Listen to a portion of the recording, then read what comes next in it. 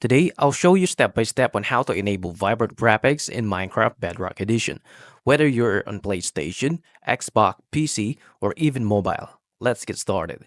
Step 1 is to edit or create a world. Start by launching Minecraft Bedrock Edition from the Play menu. Either create a new world or choose an existing one app to edit it, which is highlight the selected world and go to the Edit settings.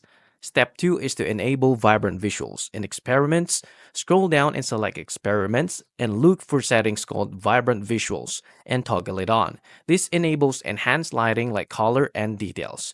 You can also go on to the step 3, which is the load the world and adjust video settings. Now load into your world and then open settings from the pause menu. Scroll down to the video settings, and here you'll find the new graphics options like performance, visuals, or customs. Select visuals for the best look. Step 4 is to customize graphics for better quality. If you select custom, you can tweak individual something like brightness, render distance, upscaling resolution scales, which this lets you fully customize how vibrant and detailed your world looks.